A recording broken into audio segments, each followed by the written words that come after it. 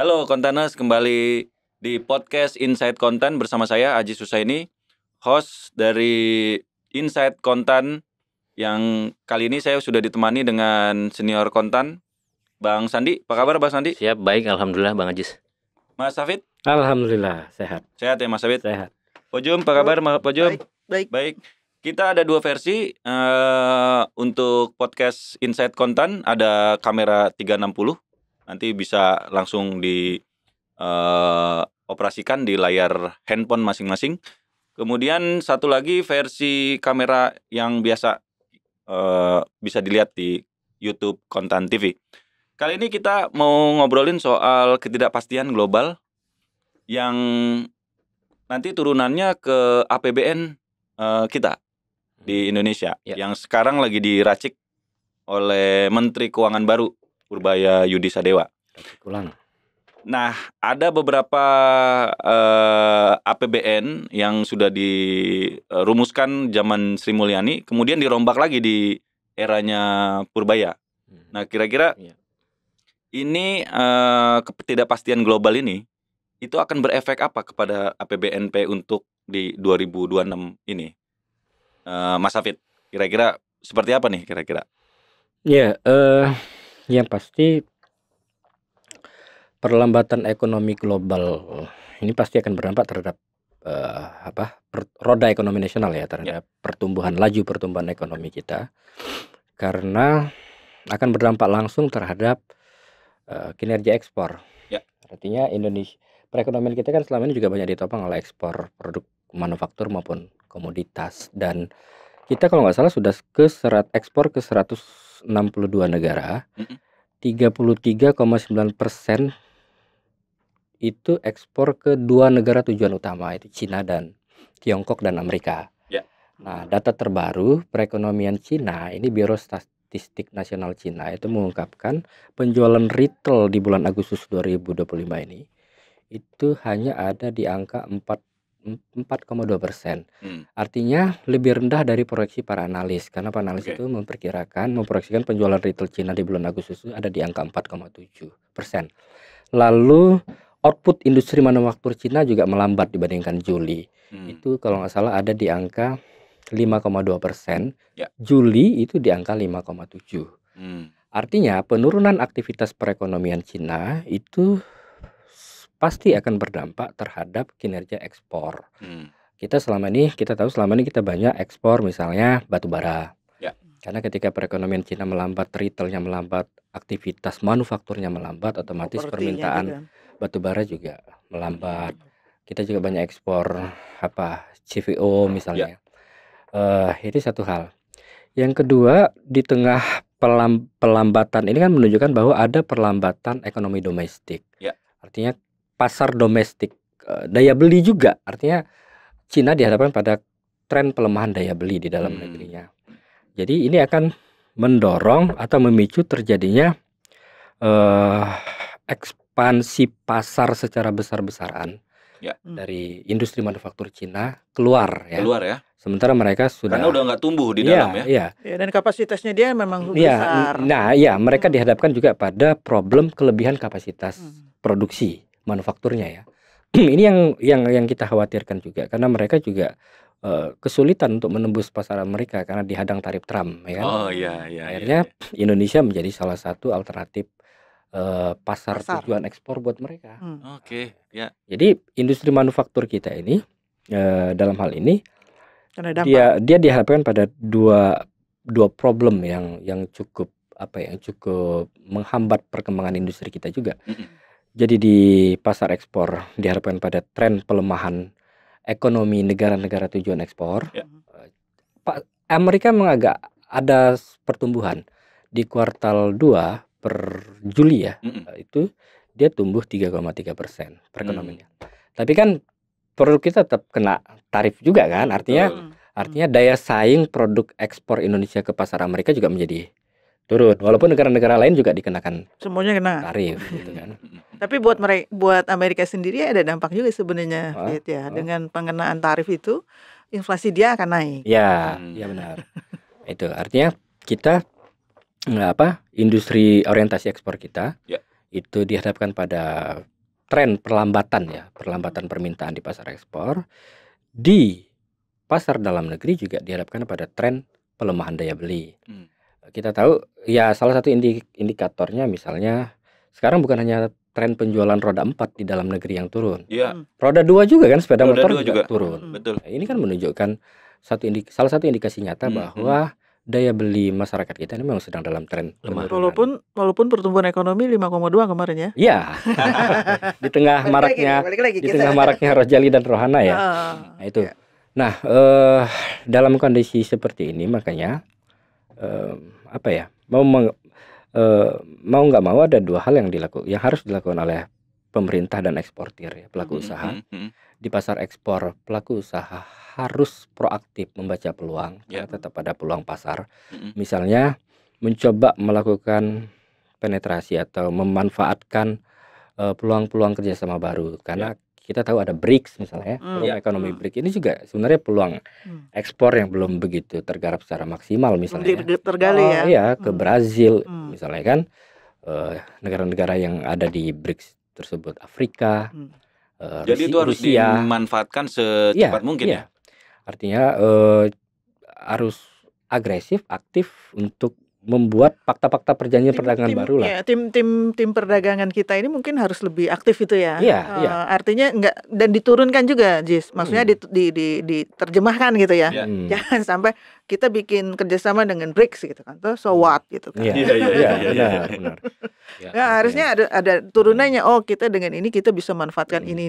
Nah, ini turunan inilah yang harus. Nah, itu kan dari sisi pemerintahnya. Kalau dari sisi pengusahanya kan. Iya, dia mengamati.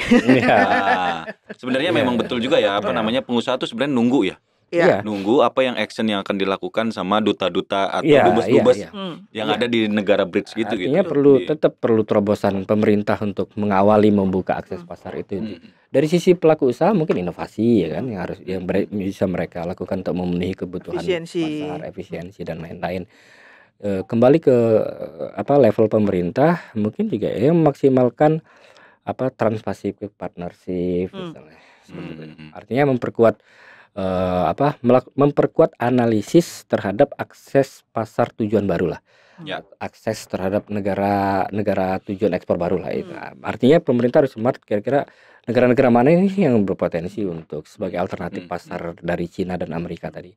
Nah itu. Tapi ngomong sedikit nih, gue jadi ingat tentang kita memanfaatkan pasar ekspor ini ya. Kelemahan di negeri ini ya. Selain bahwa mungkin kan manufacturing ya. Kalau manufacturing itu kan biasanya ada jalur ke belakangnya panjang ya. Betul. Ada buruhnya, ada bahan baku mentahnya, supply chain-nya ini yang nggak pernah dipikirin. Nggak cuma masalah ekspor, tapi bahkan yang lokal sendiri, yang kita kalau ngomong misalnya tentang MBG misalnya, nah kita untuk tray dan segala macam harus beli dari impor dan segala macam. Nah itu kan seharusnya itu kan jadi sebenarnya kalau ngomong ya itu kan sebenarnya jadi peluang untuk meningkatkan produksi di sini. Produksi di sini ya, mendatangkan tenaga kerja. Nah, melihat ketidakpastian di global, Cina seperti itu, Mas Hafid. Nah, ini kan baru-baru ini kan Menteri Keuangan kan mulai melakukan action lah, ya kan. Salah satunya adalah meracik kembali. Kita bahasanya meracik kembali APBN yang sudah dirancang oleh Sri Mulyani Menteri Keuangan yang dulu, ya kan. Sedikit dibongkar-bongkar lah atau dibongkar bener nih. Nah, kira-kira nih Mas Andi. Apa aja Pak Purbaya nih bongkarannya udah bener belum nih? Meracik untuk 2026 itu kan nggak mudah di ketidakpastian global yang seperti ini ekonomi. Kalau perkembangan terakhir kan memang sudah ada sudah mulai diparipurna ya. RAPBN 2026 gitu. Nah, ada beberapa komponen sih sebenarnya yang diubah ya. Ketika di era Sri Mulyani disusun, nah di era Purbaya. Salah satunya tuh transfer ke daerah. Transfer ke daerah itu kalau nggak salah akhirnya tuh bukan bertambah sebenarnya sih. Maksudnya dari target awal, dari rancangan awal yang sekitar 600 sekian triliun itu ditambah sekitar 40 triliunan gitu. Jadi tetap berkurang dari 2024. tetap berkurang dari 2025. Nah, kemudian sedikit ditambahin dari target awal di 2026 gitu. Artinya sebenarnya sih pemerintah itu dari perkembangan terakhir ya, melihat protes publik segala macam, ikut mendengarkan sih. Walaupun tentu dirasa memang belum maksimal ya. Itu yang pertama. Yang kedua itu ada kekhawatiran juga sih sebenarnya. Termasuk dari program MBG. Terakhir kan ada audiensi itu ya, kalangan masyarakat sipil. Yang meminta bahwa MBG ini seharusnya dihentikan sementara sampai kejadian-kejadian luar biasa seperti keracunan itu diminimalkan atau memang benar-benar diinvestigasi lah supaya terang benderang. Nah, ini sebenarnya ada kaitan juga sama penyerapan anggaran MBG di 2025 karena sampai September itu masih minim ya. Belum ada 15% dari total pagu 71 triliun. Makanya diancam sama Purbaya uangnya mau dialihkan ke tempat lain. Betul, yang lebih memang produktif. Karena kan tujuan pemerintah untuk menggenjot belanja itu kan tujuannya kan memang untuk memutar roda ekonomi. Sementara kalau daya serapnya lemah, berarti kan daya dongkrak belanja negara terhadap ekonomi nasional ya pasti melemah gitu. Di 2026 akan diturunin atau tetap akan sesuai dengan target awal? Itu tadi.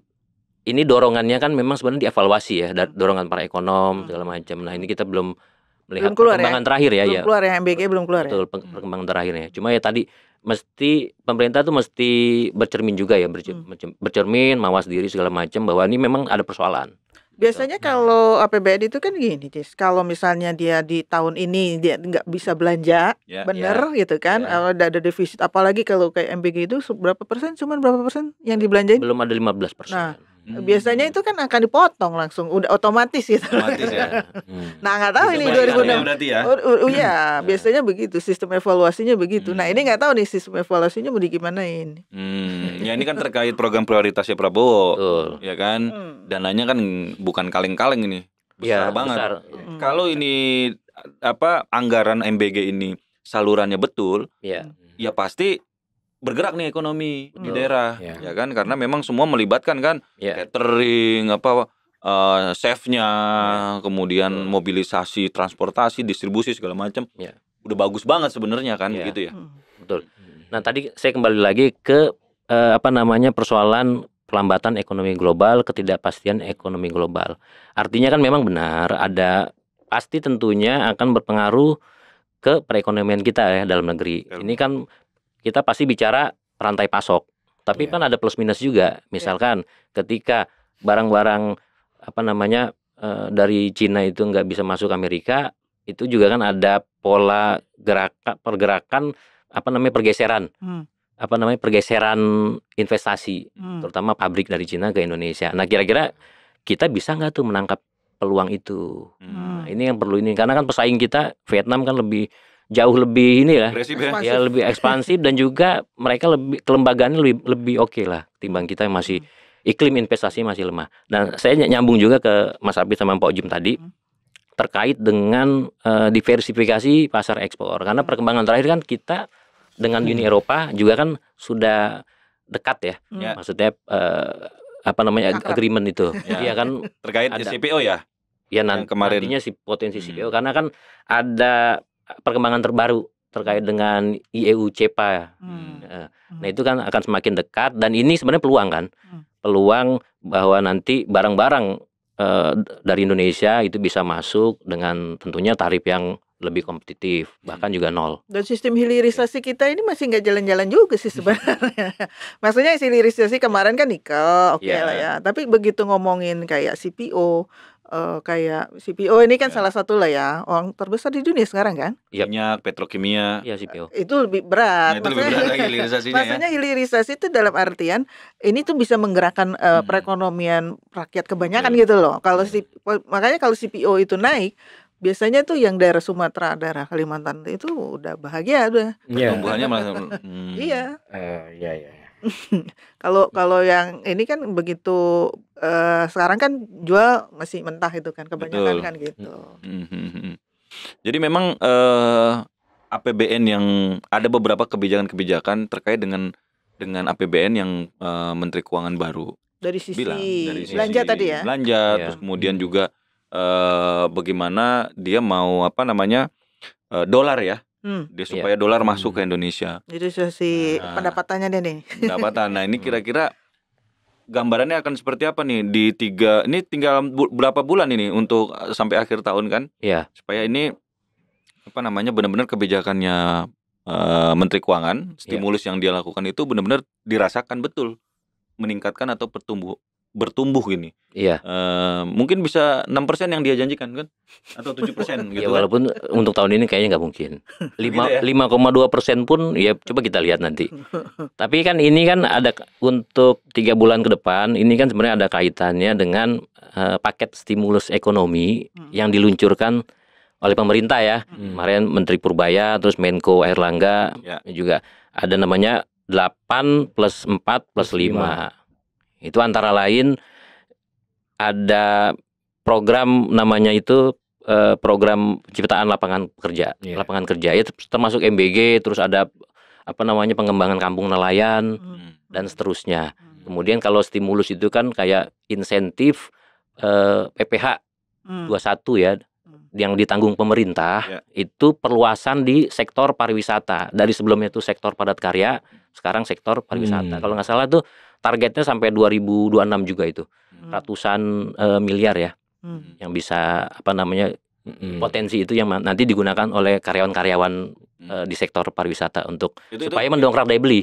Itu kelas menengah apa masih menengah bawah tuh? Ya saya pikir itu udah kelas menengah ya. Kelas menengah.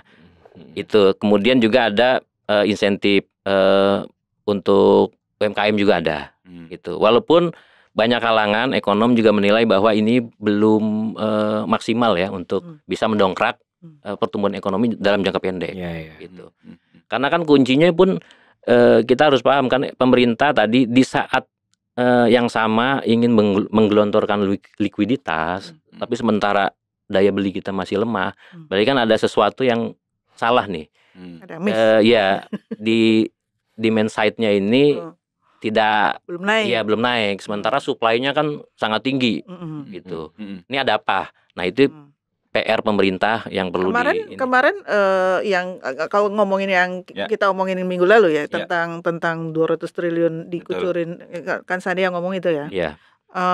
Sebenarnya undisbursed loan atau loan yang belum istilahnya belum dieksekusi sama si yang penerima kredit, itu juga udah cukup banyak gitu loh. Artinya jadi kan memang nggak jalan kan? Betul. Sekitar 2.000 triliun ditambah 200 triliun. 2.200 triliun. Nggak menjadi solusi juga kan? Karena problemnya itu sebenarnya bukan di likuiditas. Bukan memang. Tapi permintaan kreditnya yang memang yang rendah kan? Permintaan kredit itu rendah karena perekonomiannya nggak bergerak.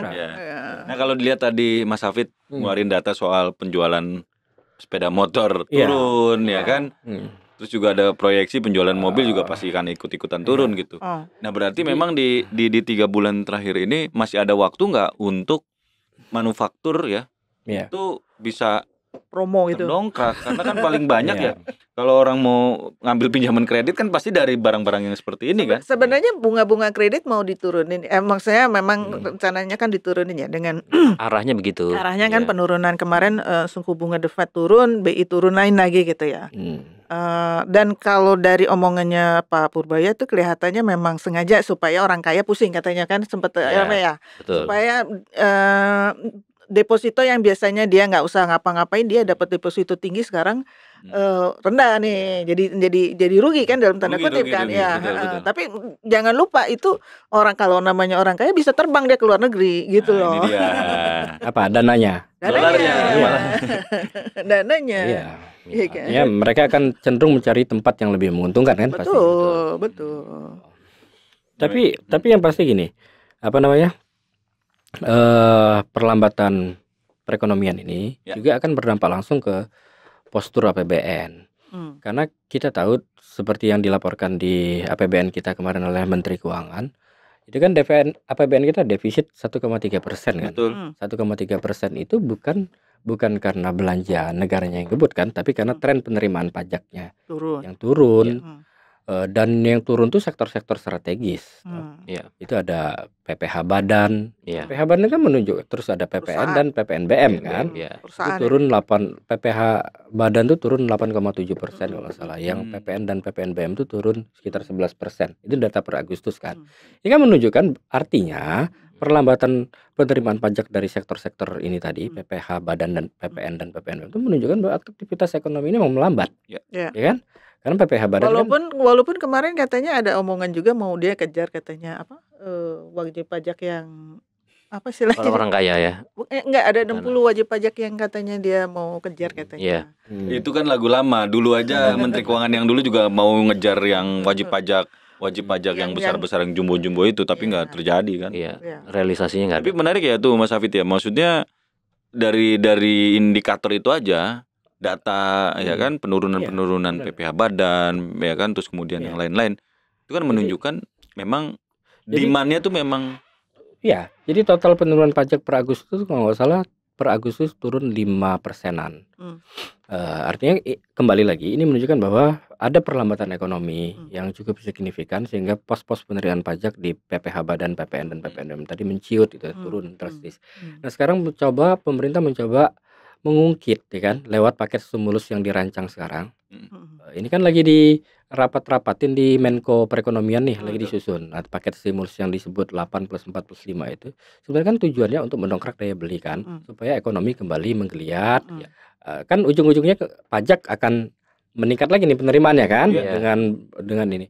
Nah, pertanyaannya efektif nggak paket stimulus 8 plus 4 plus 5 itu misalnya kan, dalam mendongkrak daya beli di misalnya semester kedua atau di kuartal ketiga terakhir ini misalnya kan, karena memang yang paling terdampak misalnya kita bicara yang paling terdampak perlambatan ekonomi global dan domestik saat ini ya memang ya kelompok-kelompok misalnya kalau di segmen pelaku usaha UMKM ya kan, pelaku usaha UMKM terdampak tuh, menengah ke bawah, masyarakat menengah ke bawah, konsumen menengah ke bawah itu juga terdampak.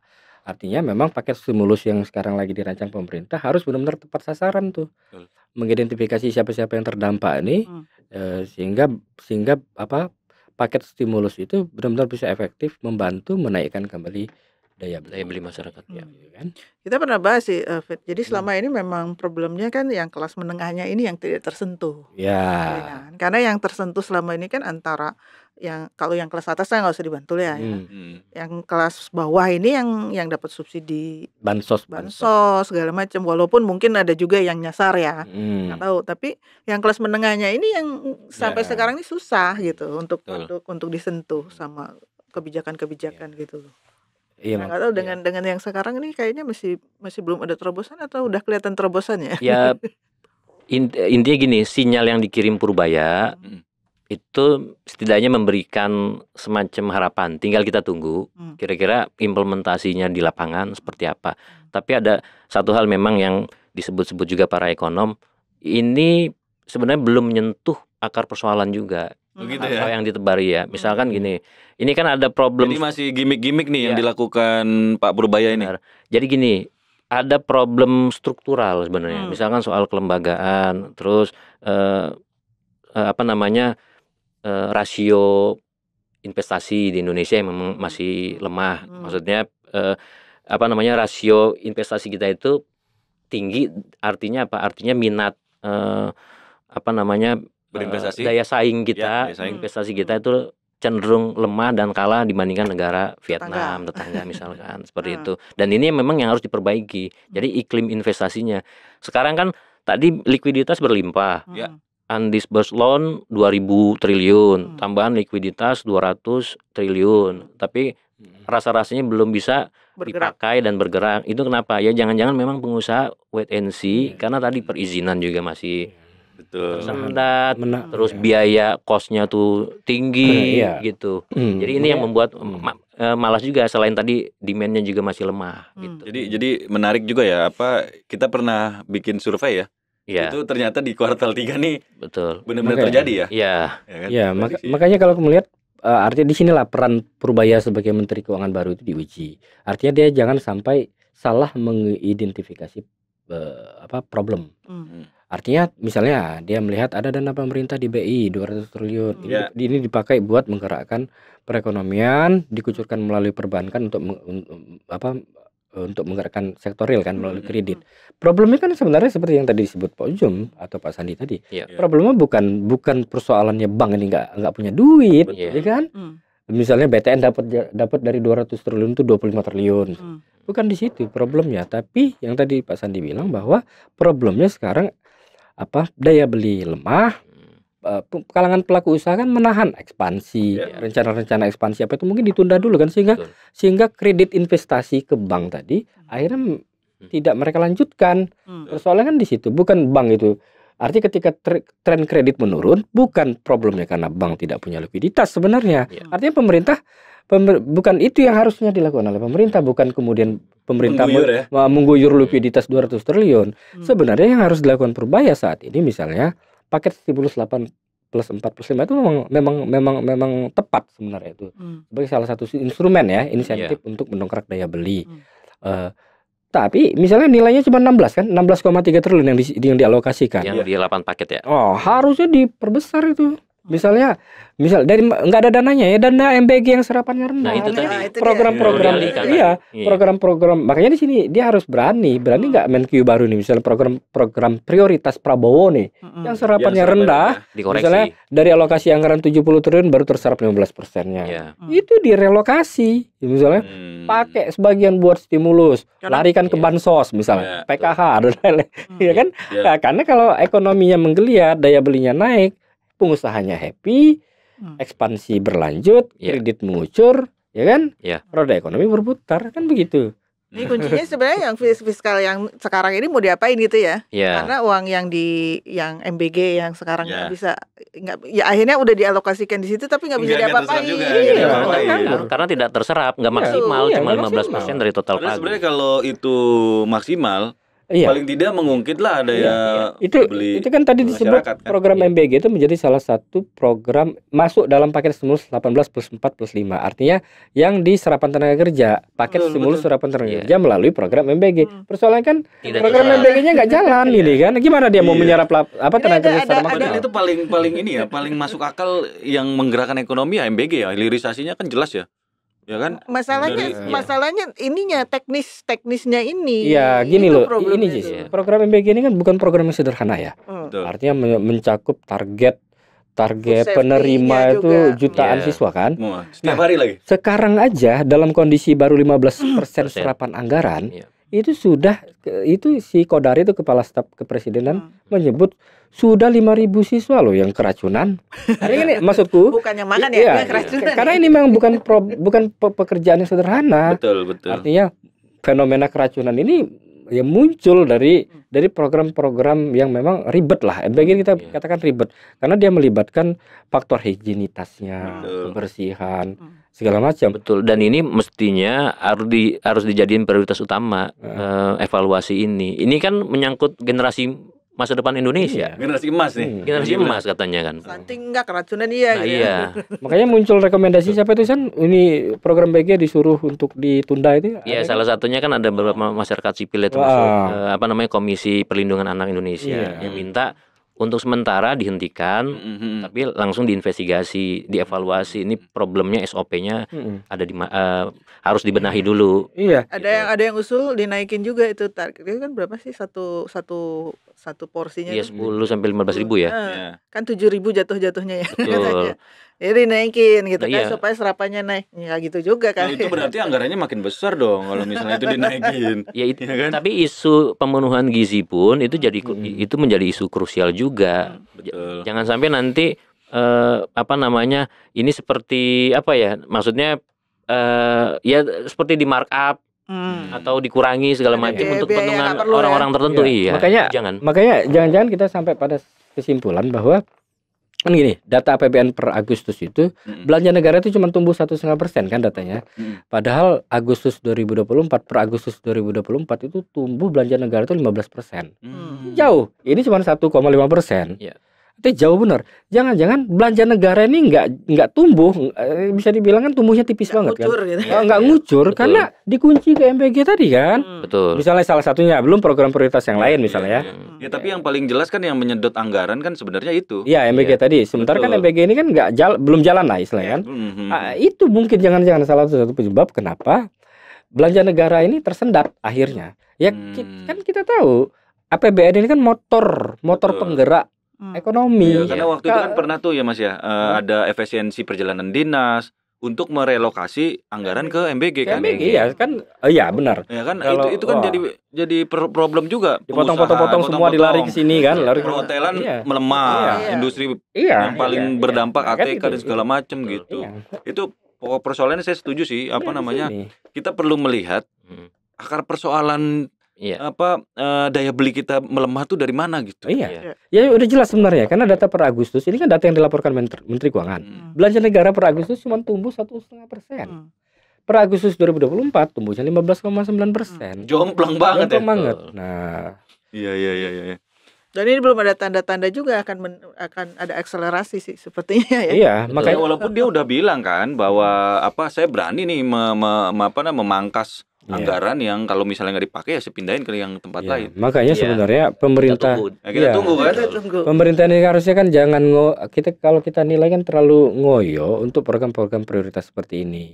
Artinya dari awal sudah dikunci duluan anggaran sekian dengan target dinaikkan tiba-tiba kan menjadi 87 juta siswa. Maksudku, oke lah ada program ini tapi realistis saja. Sebenarnya kan mendingnya sebenarnya kan dibikin piloting dulu ya. Iya, bertahap misalnya kan. Jadi langsung target-targetnya realistis. Ini aja belum kemarin komisi berapa DPR itu yang menyebut pas rapat dengan BGN. Ada berapa? 1.600 yang fiktif. dapur MBG fiktif ya. Belum kasus keracunan. Artinya ini banyak program MBG ini dan dana yang dialokasikan ke situ kan nggak sedikit. Betul.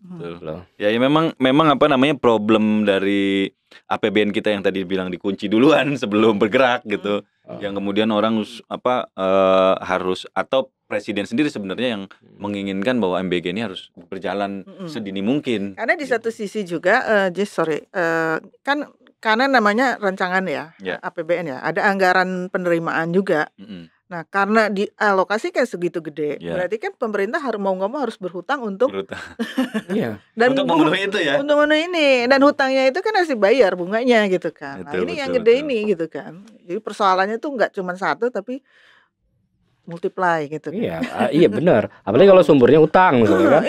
Kita bayar bunganya makanya APBN 2026 ini kan pertaruhan besar nih. Setuju. Apakah mengikuti di? Nah, itu tadi kau bilang yang MBG-nya di apa ini? Ya tadi. Jadi masih ditunggu ya. Betul. Tapi memang ada suara dari ekonom ya. Ini lagi-lagi ekonom yang 7 desakan ekonom. Salah satunya kan mengkritisi MBG bahwa ekonom itu menilai bahwa pemerintah ini mesti menjalani kebijakan program itu istilahnya itu evidence based policy. Jadi maksudnya kebijakan yang memang berbasis bukti, riset ilmiah yang matang sebelum memang langsung diterapkan jadi sebuah program eksekusi. Nah, sementara itu nggak terbukti keberhasilannya segala macam, belum ada visibility study-nya, tiba-tiba dikucurkan, akhirnya seperti ini, jadi tersendat segala macam. Ini termasuk kayak Koperasi Desa Merah Putih gitu kan. Jadi ini perlulah pemerintah membuat desain evaluasi dulu ya. Betul. Gitu. Jangan ujuk-ujuk. Iya, kayak yang dana 200 triliun yang dikucurkan Purbaya itu kan sebagian kan buat modal koperasi. Betul. Kan. Artinya koperasi, kata siapa Julhas itu koperasi sudah mulai bisa mengajukan pinjaman 3 miliar gitu. Makanya coba kalau misalnya 200 miliar itu buat menambah alokasi anggaran paket-paket stimulus buat masyarakat berpenghasilan rendah, buat bansos. Karena kalau kayak misalnya aku kemarin pulang ke desa tuh ya, bansos itu sangat diharapkan oleh masyarakat desa. Artinya ketika ngobrol tuh menjadi perbincangan buat mereka. Wah, saya macam-macam. Saya PKH saya tahun ini bulan ini nggak turun ya, atau kok turun ya, dapatnya cuma 300.000. Artinya mereka itu sangat mengharapkan itu. Iya kan? Bantalan-bantalan untuk masyarakat menengah bawah itu sebenarnya harusnya lebih ditambah ya anggarannya ya. Dan itu mesti cepat disalurkan masif gitu. Ya selain tadi bansos yang bersifat konsumtif itu sebenarnya juga yang perlu ditunggu terobosan dari pemerintah, juga bantuan-bantuan yang memang sifatnya produktif. Ya. Itu untuk memberdayakan masyarakat. Gitu. Sama insentif buat kelas menengah ya. Ya itu pasti. Oh iya, itu harus kita perjuangkan. Insentif untuk kelas menengah. Betul. Ya, tapi kita lihat aja nih nanti mungkin apa jurus-jurusnya Purbaya ya, untuk mendongkrak ekonomi di 3 bulan terakhir. Ya, apa yang akan dia lakukan? Ya dia kan spot-spot aja. Mengeluarkan kebijakan atau ditanya wartawan kemudian dia berucap bahwa yang seperti ini ya seolah-olah itu bisa cepat membangkitkan ekonomi kita. Tapi tentu sebagai Menteri Keuangan ya harus ada pemikiran yang matang lah untuk ekonomi kita, karena dia paling kayaknya sejauh ini kayaknya Purbaya yang hanya diharapkan untuk bisa membangkitkan ekonomi ya. Apa tadi kemarin bilangnya Pojo? Super Minister ya. Super Minister. Jadi yang lain tuh nggak kelihatan, padahal tim ekonomi di Prabowo itu kan banyak, bukan cuma Purbaya aja, yang lain-lainnya juga kan mestinya juga punya action yang lain gitu ya. Menteri-menteri di SDM kita tahu ricuh juga nih kan, persoalan SPBU yang segala macam itu. Jadi menteri-menteri Prabowo nih di tim ekonominya saya lihat ya memang agak enggak kompak gitu. Ya, padahal kan itu menjadi tumpuan untuk meningkatkan ekonomi kita. Baik teman-teman, menarik sekali obrolan kita soal pelambatan ekonomi global yang kemudian juga kita lihat di postur APBN kita yang masih dibongkar pasang.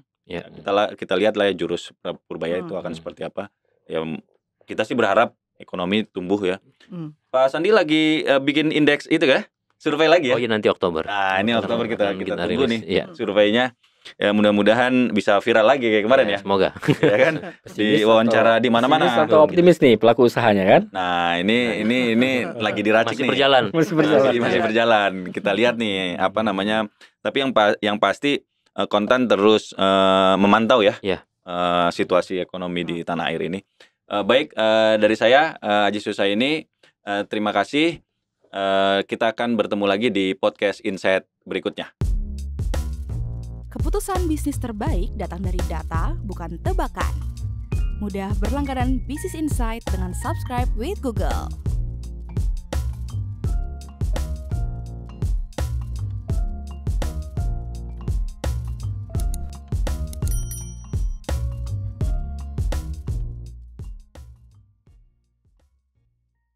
Download aplikasi Kontan sekarang di App Store atau Play Store.